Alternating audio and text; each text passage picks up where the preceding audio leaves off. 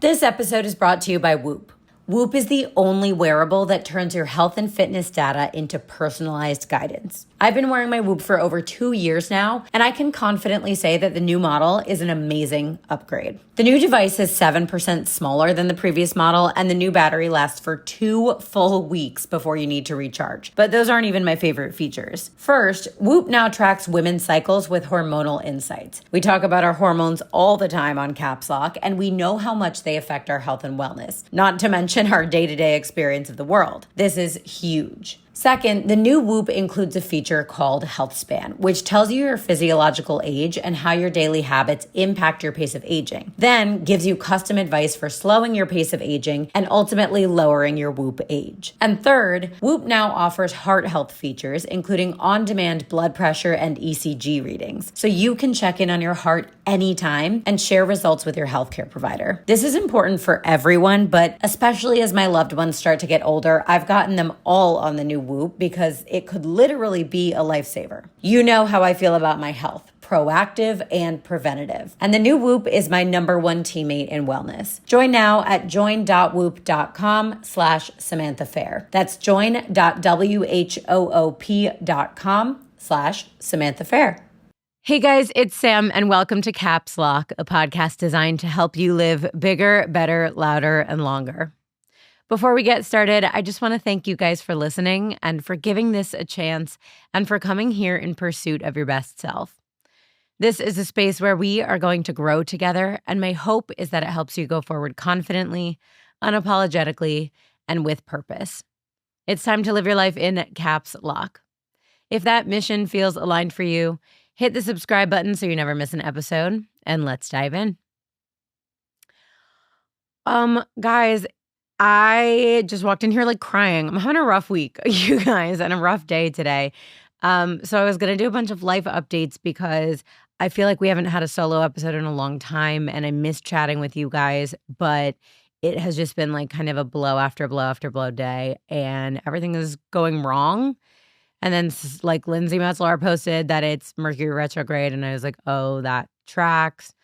So I was going to do a bunch of chatty life updates, but I don't know that I have that in me today. So I will give you like little ones. One is that I'm watching football this season. You know what? Maybe the life updates will make me feel a little bit better.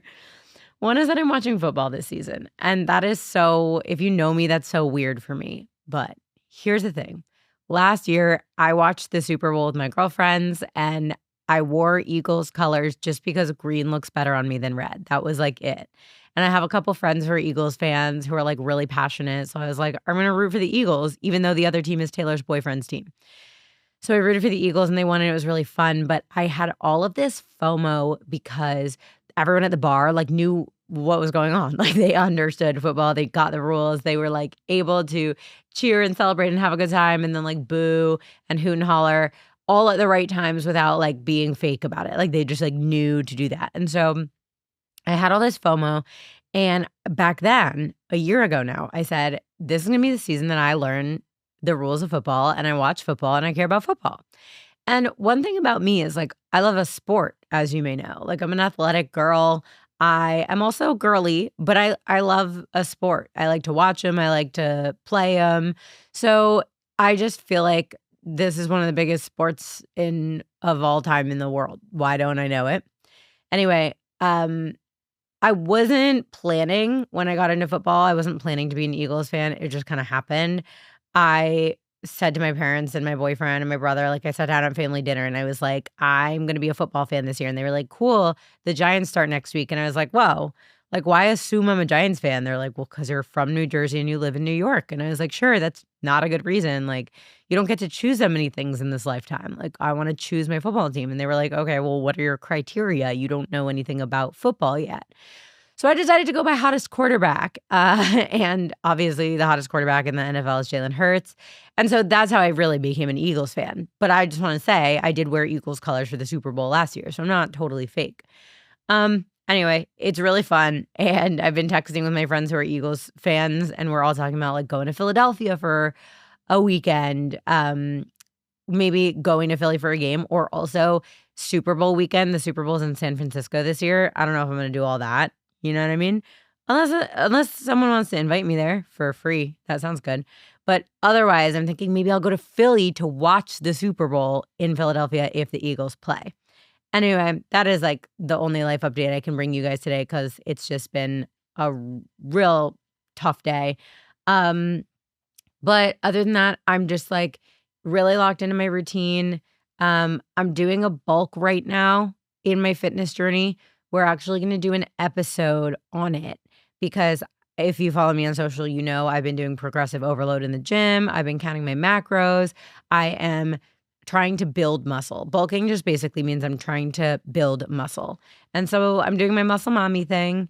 I think I'm gonna have my 2 personal trainers, one of whom is also a nutritionist, come on the show and we'll talk about, like, my program because a lot of you guys are curious, and also speak to the broader experience of, like, tracking your macros and, like, training with a goal in mind.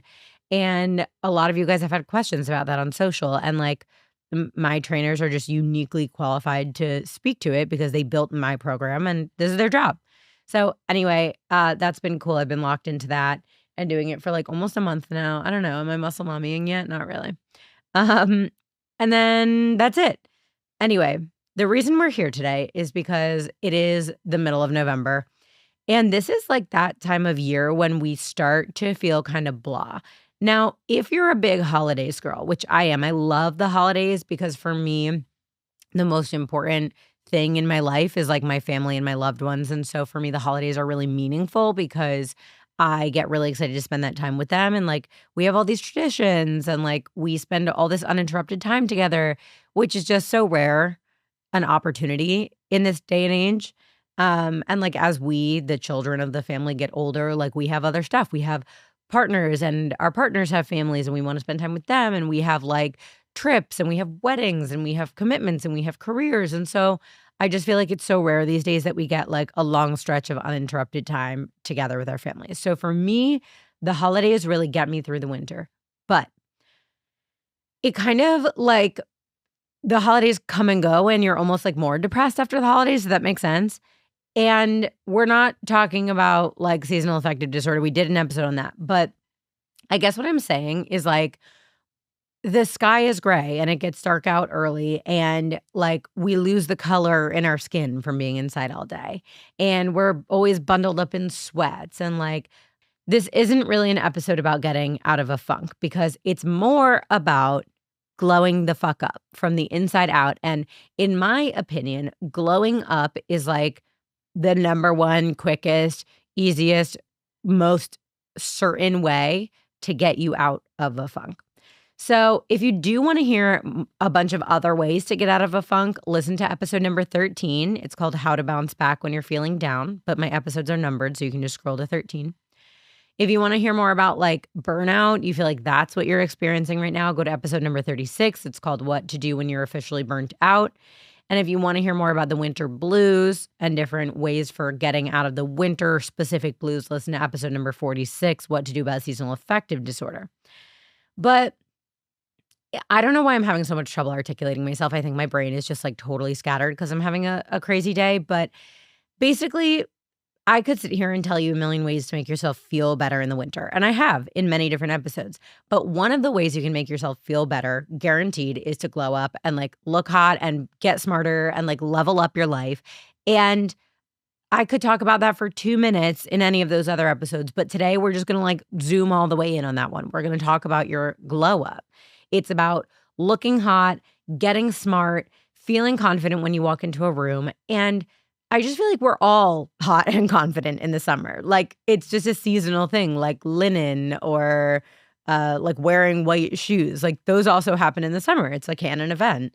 But the winter is just when the glow down starts to get us. And here on Caps Lock, we are just not the kind of girls who get got. You know what I mean? Like we're ambitious and proactive and brilliant and curious and layered. Why would we just get got like that? So this year we're not going to. And I'm sorry if you were looking for like a health episode this week. This is not that. But I just feel like we've been doing a lot of interviews and a lot of formal sit downs lately with like professionals and experts. So I just wanted to have some bestie time today. And I wish I was having a better day because I feel like you can probably hear in my voice that I'm like kind of going through it today. But I think Like, every once in a while, you just need a chatty, silly bestie time, and, like, I'm hoping it pulls me out of my crazy day, and, I'm also feeling like it's really valuable. Like, everyone wants to be hotter 2 months from now. Do you know what I mean?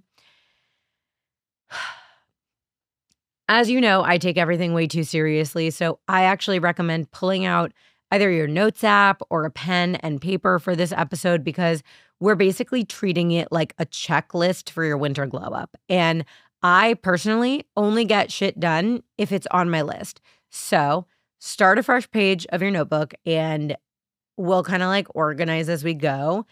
There's a ton in here. So my recommendation is to just, like, write them all down, like, write the headline of the thing that I say, and then if there are any things that I say after that about that, you can, like, pull out notes, do some bullets, whatever, just to, like, lock in and narrow in on what you wanna take away from that. But I think what I would do is write them all down and then pick, like, a handful of them that you would feel so good about yourself by the time 2026 comes around if you just, like, committed to a couple of them and saw some results. Some of them are like one-off things, like you will literally do it right now or as soon as possible, and then you can cross it off your list and it's done. But then some of them are bigger investments of your time and energy. And so for those, I would really pick a few that just align with your goals and interests and really commit to them instead of trying to be a completely different person in every sense of the word 2 months from now, which is just not really sustainable or realistic. So if you are going to just pick a handful of them, my best advice for that would be just make sure you're picking a few from each section if you want a well-rounded glow up. I am splitting it into like body, mind, soul, but we all know they're so deeply interconnected that there's like no escaping it and they all affect each other. So we're loosely going to go in that order, body, mind, soul for sections. And again, if you're going to pick some, take a couple from body, a couple from mind, a couple from soul, just so that you have a well-rounded glow up. Like you don't want to just be smart and not hot. You don't want to just be hot and not smart. Do you know what I mean?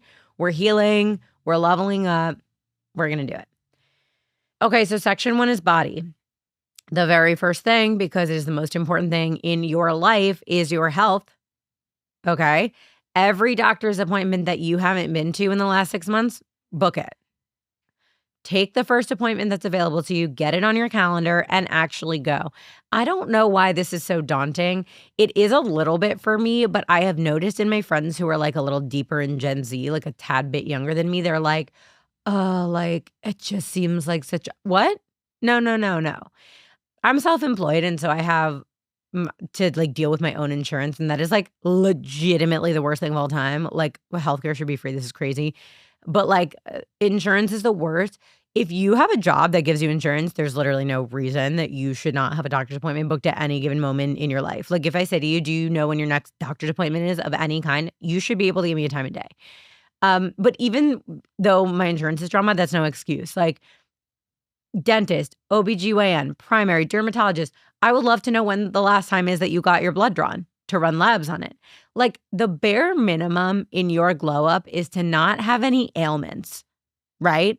You need to do this ASAP. So what I would do, and like this is what I did, is just wake up early one day this week and block off like an hour and a half, however long you think it'll take you to get through all of your doctors, and call your doctor's offices or do the work to find practitioners if you don't have one or if you don't like yours. Because I fear a lot of people I talk to are like, oh, I haven't been to the dermatologist in like 2 years. Huh? What? No, we're not living like that. That's crazy. So book all your doctor's appointments. That is like the number one thing in your glow up is like, you need to start with a baseline. I always feel like nothing is fully finished unless you like tear up the ground and replant it, right? So like the very, very, very bare minimum is that you don't have any active ailments holding you back and harming you. So that's number 1. Number 2, same vibe, but more for your hotness than your health. Schedule all your maintenance appointments through the end of the year, maybe even through the end of January if you haven't yet. We are not letting our roots grow out just because the temperature dropped below 40 degrees. Schedule all your shit, nails, hair, eyebrows, Botox, facials, filler. If you get your teeth professionally whitened, if you get laser hair removal, I don't care what it is. Put every single appointment on the calendar now for the next 2 months or for like your next round of it. So like if you get your hair done every 4 months and you just got it done, go ahead and book your next one. We're just like going to keep up on it. And also, I feel like in the winter, I just like let myself go too long. Do you know what I mean? Like in the summer, I'm like, oh, I'm not blonde enough. Got to go like refresh. In the winter, I'm like, well, the sky's gray, so doesn't really matter. What even is that? Like, and then you feel like shit about yourself. So we're not doing that. This time of year, the offices just get so backed up. It's impossible to get appointments. And I firmly believe in look good, feel good. So if you get it on the calendar now, listen, you can always reschedule if you need to, but it gives you that time specifically set aside to stay feeling beautiful. And it just takes like one more thing off your future to-do list. You know what I mean? The other thing I'll say is that I really believe in doing high maintenance things for a low maintenance day-to-day life. And I kind of follow an 80-20 rule where 80% of my life is like straight up crunchy granola. Like I'm not wearing makeup. I'm not getting my nails done. I'm going to the gym. I'm eating raw foods. Do you know what I mean? And then the other 20% is like totally frivolous. Like I think there should be balance. Like I said, I don't get my nails done, but I do get laser hair removal. I love Botox. I haven't gotten mine done actually in a long time. Look at all that expression I've got. I am starting to do a little bit of lip filler. I haven't done it. I'm like 12 months out. So if you're watching this, I'm literally touching my face. I need to chill. I haven't done my lip filler in like 12 months. And I just saw a picture of myself the other day from when I freshly had it. And I was like, oh, girl, you look good. So I'm going to redo that.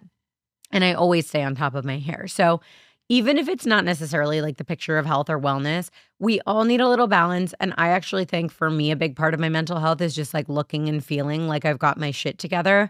And so for me, the trade-off of like, sure, like filler is probably not the most like organic thing in the world that you could put in your body, but like the trade-off of my mental health feeling A-okay and being like, I look so hot right now, totally worth it. Number 3, your everything shower is happening minimum once a week in the winter. Minimum. Like, I feel like we everything shower thrice a week in the summer just because you're getting sweaty and your legs are out. So you're like shaving them and like you always look amazing and you're washing your hair all the time.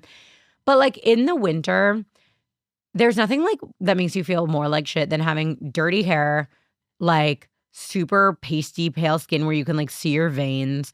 Like it's 1 degree outside, you're bundled up, you're going from like frigid air outside to boiling hot air inside. Like that all sucks. So we're not doing that. Our skin and hair are dry. We're wearing pants, so we think it's okay not to shave our legs. But like the truth is, the more we let that stuff go, the more blah we feel. It's kind of like the more you bed rot, the more you feel like it's okay to bed rot. Once in a while, I'm not going to shame anyone for bed rot. Do your thing, girl. But like I used to probably once a week on Sundays bed rot. Oh my God, girl. That is 1/7 of your life. Ew, grow up. So we are doing a shave, exfoliate, hair mask, full body lotion, do the whole 9 yards at least once per week. It's an act of self-care. It's a mental break from the world. It can just be you and your bathroom and whatever playlist or podcast or Netflix show or YouTuber that you want. That's it. Be doing that minimum once a week. Number 4, we have to talk about me being really pale. I'm sorry. If you're a pale girl like me and you hate it like me, like you look in the mirror and you're like, oh my God, this is the end. Like I'm a zombie corpse and it's disgusting and I look like I'm dead already. Be self-tanning. Be self-tanning. Not only does it make you look snatched and give you a healthy glow, but it legitimately improves your mood. Personally, I'm off of spray tans because I have learned that once you figure out how to do your self-tanner well, a spray tan will literally always, forever, look trashy and terrible and splotchy and way too dark and orange, and they'll make mistakes. So here are just a couple pro tips for doing your self-tanner right, because I've been doing this for like 16 or 17 years now. I've tried every product on the market, every technique. I've watched hundreds of hours of YouTube videos. I have perfected self-tanner to a fucking science. So here we go. First off, use a gradual lotion if you're new to self-tanner, and make sure to wash the actual fuck out of your hands after you apply it. Like literally scrub the skin off of your hands. Like we're not doing the crazy orange palms. Now, if you're a seasoned veteran like me and this isn't your first rodeo, I have a few tips that I think not everybody knows. And so I'm just going to like say the final word on it right now. The Loving Tan 2-Hour Express is by far the best mousse tanner on the market. By that, I get it in dark. For what it's worth, I do not sleep in it because it is possible for it to overdevelop, and that doesn't mean it gets darker. That means it starts to, like, it doesn't sink. Like, if it sits there too much, over marinates, it can lead to all kinds of things. Like, it'll come off faster and it'll come off all splotchy instead of gradual. Like, these are things that people don't realize are part of the overdeveloping of your self tan. Like, it doesn't just get darker the longer you leave it on. Um, so that said, I do leave it on for longer than 2 hours, even though it's a 2-hour express. I found that 2 hours actually does give you like a light color, but my sweet spot with this formula is anywhere from 4 to 6 hours. And then everyone knows we should be using a fluffy makeup brush to apply tanner onto our hands and feet. And I also do it around the jawline just to prevent going like too dark there or getting splotchy or getting a line. But my number one pro tip is I actually get the brush a little bit wet before applying it. I just have found that it helps blend things and it keeps it kind of lighter. Like, you want your face and hands and feet to be a little bit lighter. And that one tip has totally changed the application game for me, especially on my hands, which like literally always look natural and never look crazy anymore. And I used to be queen of like orange, cakey, weird hands. And then for face, I love the Loving Tan Face Serum. It's amazing. Doesn't make me break out at all. Listen, do whatever you want, but there's only one rule for tanning. Don't do it in the sun and don't do it in a sunbed. Don't do it in a tanning bed. It has to come out of a bottle. We are saying no to melanoma this year, queens. Number 5 in body. Get serious about your gym routine. This is as much for your health as it is for your hotness. I think the most effective way to glow up at the gym is threefold. It is number 1, strength training, which is weightlifting. Number 2, low impact, which can be like mat or reformer Pilates, a sculpt class, that kind of stuff, yoga. And number 3, steady state cardio, which is like zone 2 or 3. Like, we don't need to be doing zone 5. I used to think we needed to do that. We don't. My personal split right now is a little bit different from this. Like I said, I'm in a bulk. So I'm mostly doing strength training, a little bit of zone 2 cardio, and a lot of rest days. But in general, this kind of glow up that I'm about to tell you, this little split I'm about to tell you, if you're not doing a gym routine right now, anything consistently, this routine will lock you in and you will look great. Almost 100% chance. And that split, my recommendation would be 3 days of weightlifting. And like heavy weights. I'm not talking your 5 pounds, like weights where on your 8th rep, you're kind of struggling. So 3 days of that, 2 to 3 days of low impact, which would be like the Pilates or the sculpt, whatever. And 2 of those days, so that together would be like it would be like 5 or 6 days between weightlifting and low impact. 2 of those days also do like 30 minutes of cardio at the end in like a zone 2 or a zone 3. And then take 1 to 2 days completely off. So you can arrange that however you want. Like, sometimes it would be like 3 days weightlifting, 2 days low impact, and 2 days off. And you just like throw cardio on to the weightlifting days, whatever. But listen, obviously, if you have specific goals like weight loss or muscle gain in mind, or this isn't your jam for any reason, the routine itself is totally up to you. But it's just a good one for like balanced workouts. It maintains your cardiovascular health while improving or at least maintaining your skeletal muscle mass. And the low impact is really good for your core strength and your joint health. So overall, it's a great routine. But if you have if you have a different goal in mind or you have a different routine in mind, fine. The point is just get locked into it, whatever it is, and stay consistent literally from now until the end of March. And I'm so confident that you will feel not only hot, but also like strong and powerful and accomplished and capable. Like that's 4 months basically if you do December, January, February, March, right? Because I know it's the middle of November. You could start now. I always say start as soon as you can. But you can do anything for 4 months, I think, if you like choose to and you're really committed to it. And also I feel like every time I blink, it's a new month. Now, if the gym is not realistic for you, which I think for most people listening, like a lot of us are gym girls, but if you don't have a gym near you, if it's too expensive, there are no classes near you, any reason, the great news is you can walk 10 to 20,000 steps per day and feel amazing. Micro movements like walking and just being on your feet all day are actually linked to a longer, healthier life, and you'll just feel more energized, more lethargic. It's a great low impact way to lose weight if that's your goal. Stay active, get outside, a million things. Number 6, eat 80% whole nutritious foods. Listen, we have the information. Processed foods make you inflamed. They make your skin dull. They make you break out. They make people sick, especially if consumed in quantity over a long period of time. We are leaving that behind mostly while also not being restrictive because we are learning our bodies, we're learning our routines, what works for us, and we're trying to do like intuitive things. If you eat 3 meals per day, that's 21 meals per week. 80% is about 17 of those 21 meals, and 20% is about 4 of your 21 meals. That's 4 meals per week when I'm saying eat whatever the hell you want, right? Like I truly, whatever makes you happiest and feel best in that moment. And then the 17 meals would be where I strongly encourage you to prioritize your nutrition, something that fuels you, something that's a whole food, one ingredient food, a sweet potato.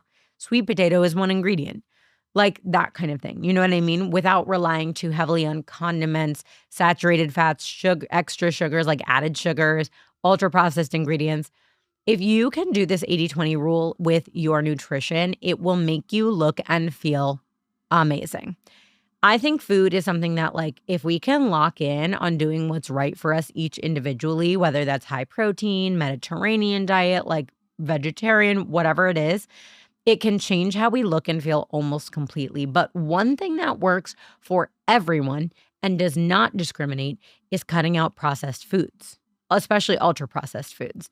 Now, am I still going to eat slice and bake cookies on Christmas Eve with my little brother? Abso-fucking-lutely I am. Am I still going to have an energy drink a couple times a week? Probably, yeah. But if you manage to follow the 80-20 split, it doesn't feel as restrictive, and it just makes sure you're doing the best you can in this world where it feels like everything is designed to kill us, and ensures that mostly your diet is fueling your lifestyle. Number 7, and this is the last we're doing in body, and it kind of is like hybrid body mind, so it's going at the end. You know, I'm kind of like bridging the gap before we transition into mind. Number 7 is I am doing, and I think you should do, I think everyone should do a major closet overhaul, especially the part where you do the clean out. Like, I actually don't even know that anyone really needs to replenish in this day and age where the consumerism is killing us, but definitely the clean out. I am about to embark. I've already started like laying the groundwork and making this plan. I'm about to get rid of 60 to 70% of my closet because tell me why I still have going out tops. What? Ladies, I am almost 30 years old. I am 28 and a half years old. That's insane. I don't need a different top to go out in at night than I would wear any other day of the week. I basically am also like part of this for me is I'm starting fresh on the aesthetic of my wardrobe. I'm focusing more on like timeless staples and colors that mix and match well and that'll never go out of style.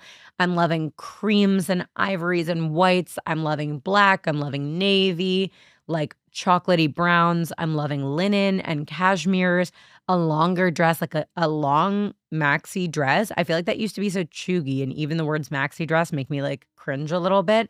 But like I've been wearing ankle length dresses and I think they're so chic, so elegant. You can wear them to anything. Everyone's always complimenting me. Like I look like a grown up. I think that's what it is I'm deleting my kid wardrobe and building a grown up wardrobe that is like full of investment pieces, tailored jackets, high quality fabrics and cuts. Basically, this is going in the body section because you literally wear the clothes on your body. But it's at the end and like hybrid into mind because it totally bleeds into like your mental health. I will say I get so stressed out like every time I have to open my closet or my dresser. And I can say without a literal single shred of doubt that I wear less than 20% of my clothes on an everyday basis. It is so wasteful. It takes up space. It takes up mental space. I'm anxious when I have to pick an outfit just to wind up wearing the same thing over and over. I'm wearing a white t-shirt to record this episode. If you're not watching and you're just listening, I have worn this t-shirt 3 times a week for the last month. Okay, girl. Throw out the deep V bodysuit with the lace-up top that you've had since 2017. Get that out of here. When's the last time you wore that? That's literally insane. Now, obviously, if you're going to buy new stuff, that's a labor of love and it takes time. And I will say the holidays are coming up, so let's ask for the right things for Christmas. But something you can do literally right now is just empty your closet and rid yourself of all the stuff that just sits there and collect dust. My rule is, and this is a good rule, I think, if it's not special, and by special, I mean rare or vintage or designer or like a sentimental hand-me-down from someone in your family, one of those 4 categories, and I haven't worn it in the last year, gets the boot. Now, random plug, but for anyone wondering, I will be selling a ton of this stuff, literally 70% of my closet, on my Closet Cleanout Instagram account. It's at Shop Samantha Fair. So if you want this stuff, I sell it at like literally a 1/1 millionth of the price that I get it for. It's just to get rid of it and like give the clothes a new home. And like I spent so much money on these clothes. It feels wrong not to try to like sell them at a discount and get a little bit of my investment back. And then at the end, whatever doesn't sell goes to consignment or gets donated. So anyway, clean out your closet. If you want new stuff for cheap, go to my account or like go thrift it or whatever. And if you want to like spend your time doing investment stuff, that's not urgent. That can like come with time, like one investment piece here, one there. But I really think for me, my wardrobe really affects my mental health, how I look day to day, how I put myself together, what my options are. Like when I'm presenting like a tailored, put together person, I feel better. So we're doing the closet clean out. Okay, now we're going into mind. And we have 1, 2, 3, 4, 5, 6 things in this category. So that was 7 in body, and we're going to do 6 in mind. Technically, it's number 8, but we'll start over from number 1 in the mind section. So I guess how I would be doing this is body, and then a list of the 7, mind, and then a list of the 6, and then soul, and then, right. You see what I'm saying? So number 1 in mind is I want you to read 1 book per month for at least the next 3 months in a row. I'm not going to beat this dead horse again and again, you guys. We know why we should be reading books. I don't care if it's fiction or nonfiction, but I'm a little bit becoming a book snob. Not totally. Like I have kind of moved away from like the thrillery, fluffy, beach read, chick lit types of books and into actual kind of like literature and classics a little bit more. And something that I've learned is like that makes a little bit of a bigger difference than most of us would care to admit. Don't get me wrong. I think reading of any kind is worlds better than not reading. And I was very resistant to like chick lit slander in the early stages of my more serious reading journey.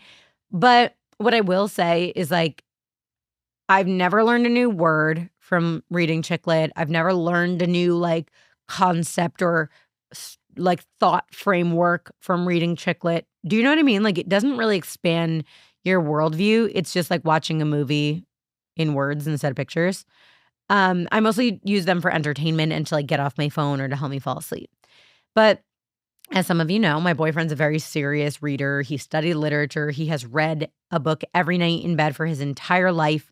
And he's probably gotten through more books than anyone I've ever met. Not even kidding.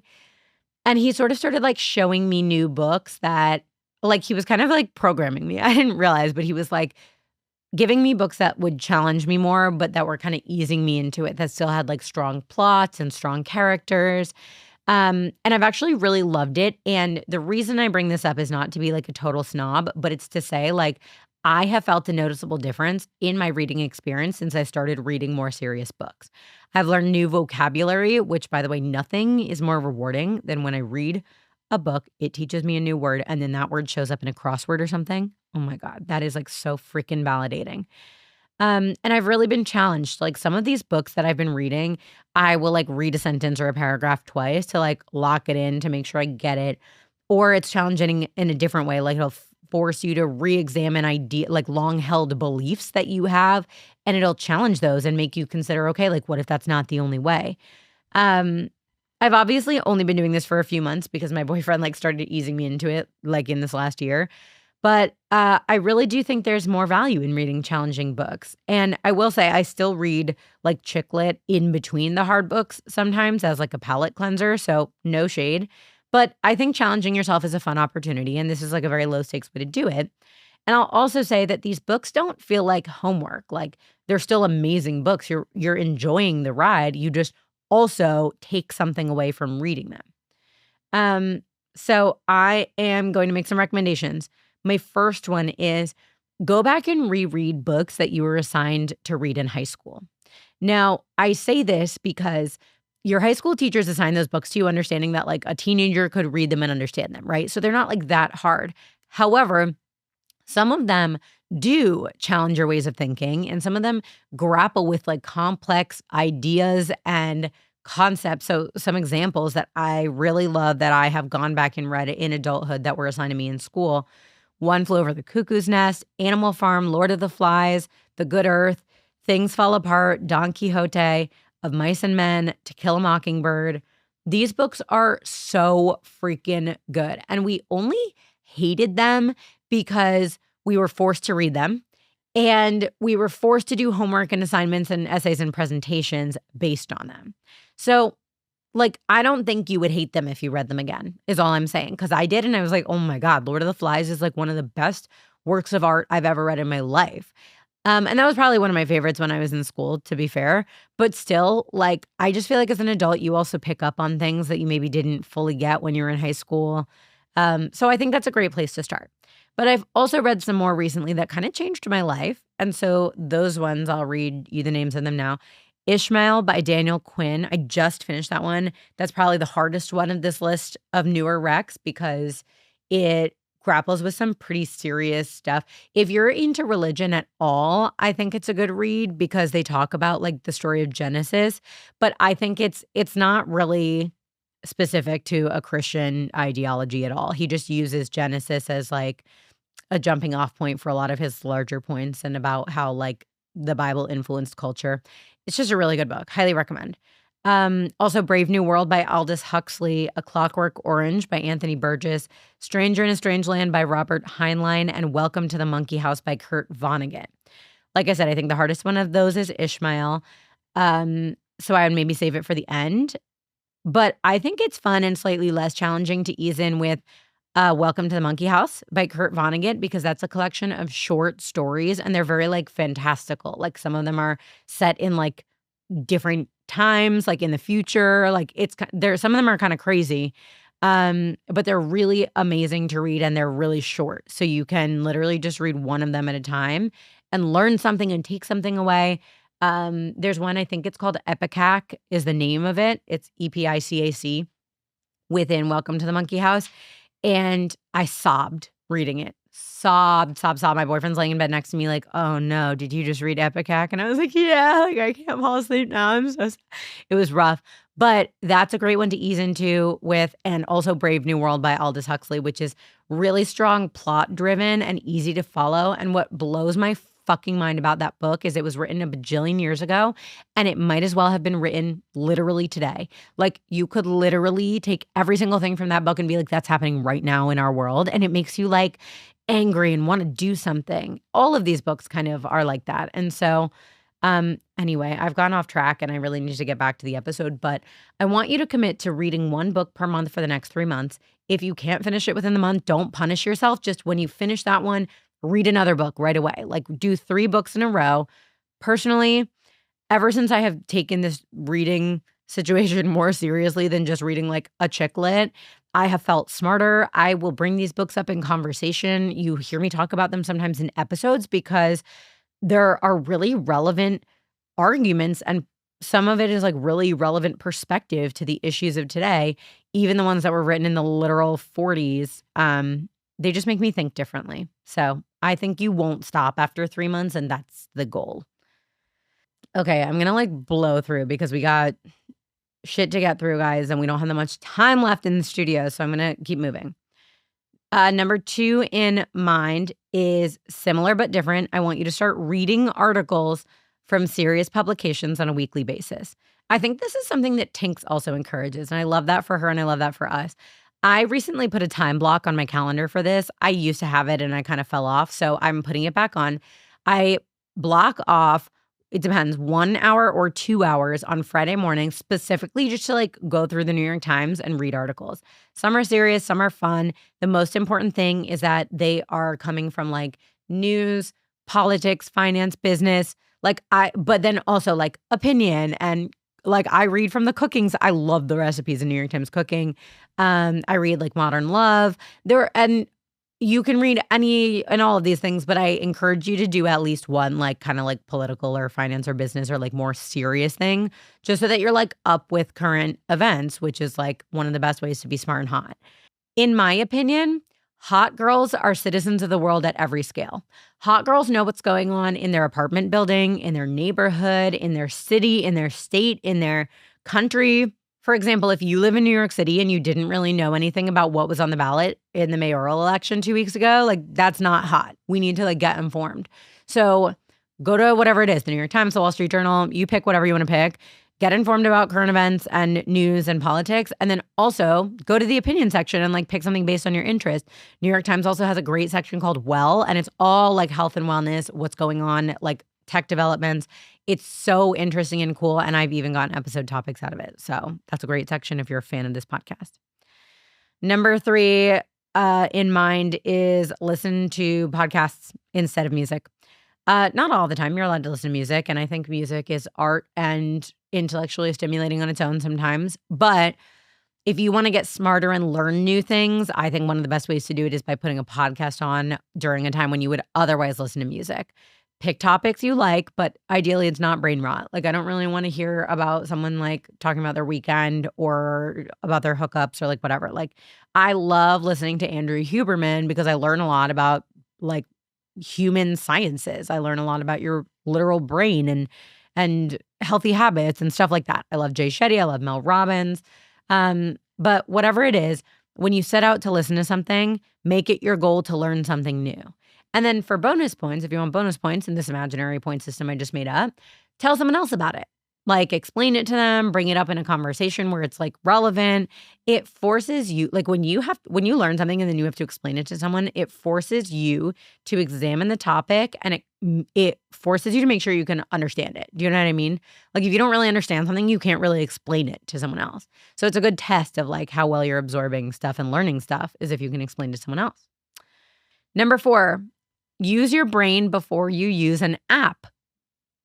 And by that I mean, don't use your calculator to calculate a tip or do any basic mental math. You got to add up like what your roommate owes you in rent. Like do it in your head or do it on paper. Don't just like put it in the calculator. Just little things where you try to work something out before relying on the machines and the internet. Like just exercises your brain. It makes you smarter, makes you more capable. And guess what? If you're trying to calculate the rent, next time you do it, it'll be easier because you're practicing math. You're practicing mental math. Like we get better at things as we practice them. So use your brain before you use the internet. And if you need to use the internet, no shade and no shame, but just do that first. Play strategy games. This is exercise for your brain. My favorite is I subscribe to the New York Times, as we now know, and they have a games section. So they have crossword, a game called Connections where you like categorize things.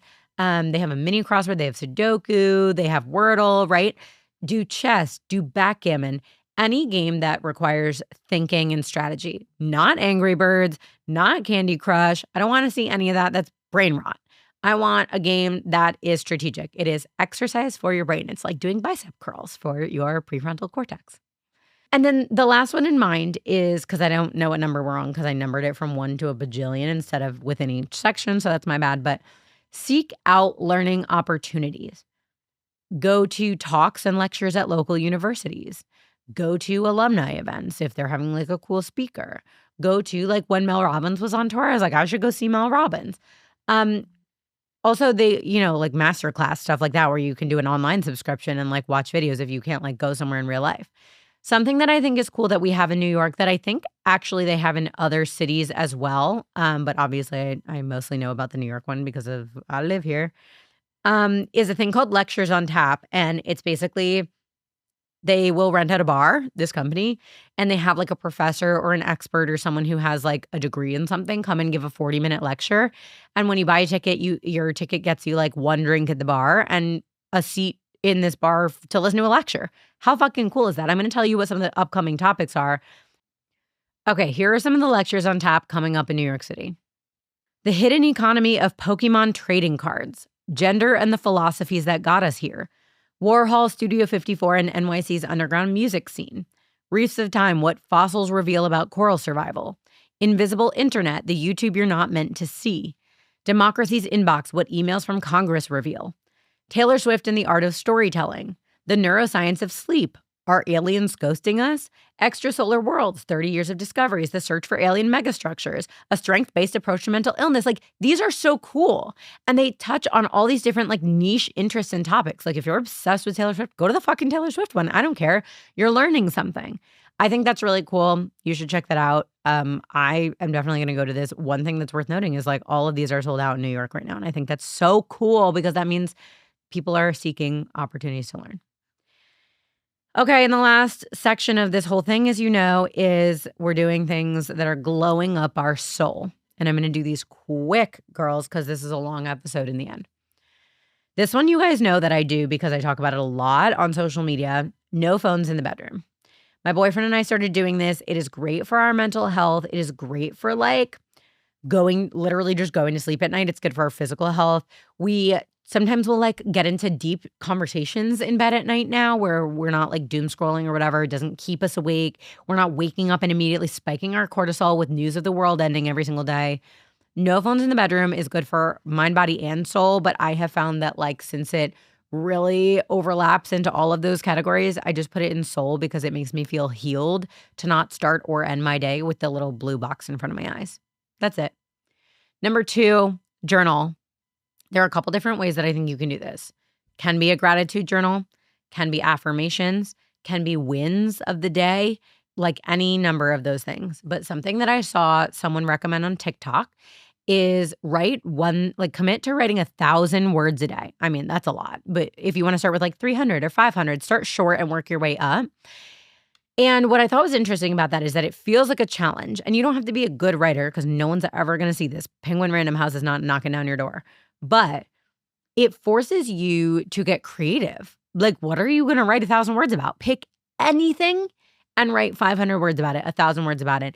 And suddenly it becomes a lot easier and a lot better. Your writing will get better. And also maybe you'll see patterns and like figure out what's on your mind, or maybe something will come up that you're like, oh, I wasn't even realizing that that was a common theme in my day-to-day thought process. You know what I mean? And then the other one that I really like, as you know, is brain dump journaling, where you just like get everything that's jumbled up in your head out on paper. It just, to me, helps it feel so much quieter in my brain, start the day with a clean slate. And then also you can like, once it's all out on paper, you can see it, you can like organize it better. So that's journaling. Number 3, take inventory of your relationships. This is such a big deal.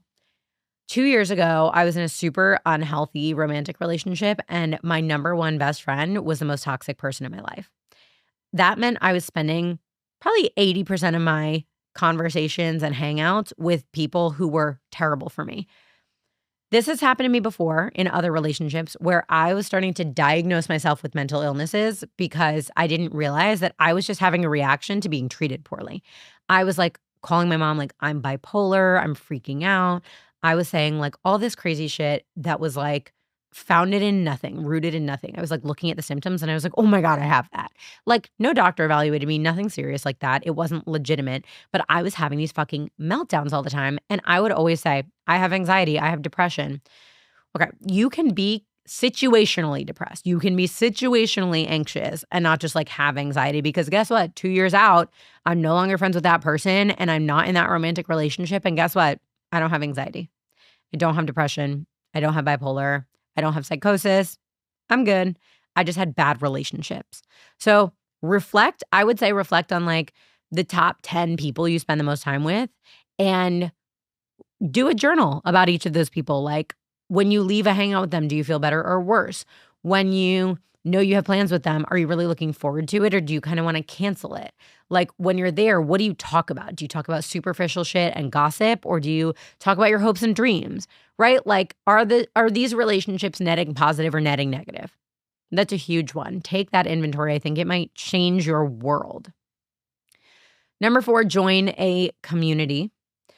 This could be anything. It could be a support group, group therapy, group fitness. It could be a run club. You could just put together a friend group that does a specific type of activity together on repeat. Like I have a group of friends where like we always go to the movies together because we love to go see new movies. I have a group of friends who are really into art, so we go to art galleries together, right? Or even just dinner. Just like put a group together that does something like with repetition. Community could also be church or any religious institution. Or if you don't have a community that's already there that you feel like you can join, think about what you like to do and consider whether it could be more enriching if you had close, amazing friends who were into the same thing. And then make that community. Like, or you can join that community and make close friends. Do you know what I mean? Like just doing these things with other people sometimes like 10x is the value of them. And also having a sense of belonging is like such an important part of human life and having a connection over meaningful things. So like figure out what you like and see if there's a community for it. And if not, maybe start one. There are two more, and then we're going to wrap this shit up. Number 5 is volunteer. My boyfriend always says this same one thing to me when I'm having a really bad day or a spiral, which I know he would say to me today. My bad day started after I left him this morning. Like he's at home and I had to leave, and then my day just went all downhill from there. I should just stay with my boyfriend all the time. But he always says to me, and I know he'll say it to me later, so I'm just going to say it to myself now. If you're having a bad day, do something nice for someone else. The more time I spend spiraling over my own problems and like worrying about the same shit over and over without taking action, like if I can't take action on it and I'm just worrying and spiraling and like ruminating, it's almost like selfish time. Like that's not changing anything. I'm just thinking about myself all day and like spinning my wheels on it. But very few things make you feel as good as doing something kind for someone else that you didn't have to do. Like bring your trainer an energy drink in the morning, or call your friend and check in and just ask how they're doing with no intention of dumping on them. Just check in with them because you care about them and want to know what they're doing. Do a favor for your mom. Like bring fruit back for your doorman. I don't know. I bring fruit for my doorman all the time. He loves a barlib pear. Do you know what I mean though? Like do something for someone else. And I think when people think of volunteering, they think of soup kitchens and homeless shelters, which for people with social anxiety, that can be super intimidating. Or if you've never done that before, that feels like a big leap to go from like, I don't do anything to like, oh, okay, I'm going to spend 24 hours at the homeless shelter. So I just want to remind you that like, that's an amazing way to volunteer. And if you're game for that, do it. But there are so many other ways to volunteer too that are not handing out food or coffee and that are not like a full day experience and are not like gonna make you like socially anxious. You can go to animal shelters, community gardens, you can do tutoring, you can work the polls on election day. I, the other day, went and got information about working the polls on election day because I voted in the election and I was really excited to vote. I'm often very excited to vote, not because we have always amazing candidates in every election, but because I like to perform my civic duty. And so I inquired about volunteering, and it's actually like not that big a fucking deal. They train you for the election, you do a training, and then you get assigned a district and you go sit at the booth and you check people in and you just make sure people have a smooth opportunity to vote, which is what we should all be doing anyway.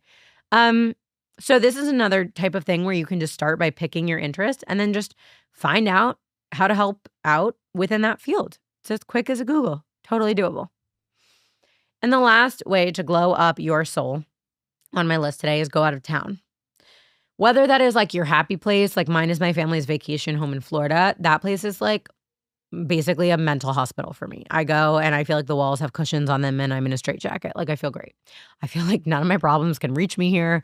We are good. It's warm outside. It's sunny. There's an ocean. Love everything about that. Or maybe it's just like a new place you want to visit for a weekend. Or maybe you literally, if you need the biggest overhaul of your life, like move somewhere for 6 months. Like who cares? Even if it's just a new apartment, like get out of your usual space. I firmly believe that changing the physical space around you can change your energy and your routine. And when things are stuck or blocked, you can get them moving by just getting up and getting out. So that's my glow up for your body first, then your mind, and then your soul. And I am going to take some of my own advice today because like I said, I'm having a tough day. And I'm feeling fragile and emotional, and I'm in my luteal phase, and it's Mercury retrograde all at once. So everything is hitting the fan, and I am embarking on some of this already. I'm going to add some of it. I'm going to do my like election day training for the next election, which I'm really excited about. And I'm just getting my life together. But one thing about us here on Caps Lock is that we're going to be hot, we're going to be smart, and we're going to be strong and healed and curious, and we're going to take care of ourselves. And so if you want to be any of those things this winter, implement the glow up routine. So, like I said, go through this list. If you wrote everything down, pick a couple from body, a couple from mind, a couple from soul. And I recommend just getting started. The number one thing you should do is book your doctor's appointments. But after that, do whatever you want in whatever order you want. And I promise you, if you can do this, even if you just commit for the rest of 2025, that is like 5 weeks, you guys. That is like really not that much time. If you can commit to doing just the things that you picked for the rest of 2025, by the time 2026 rolls around, you will already feel so good about yourself.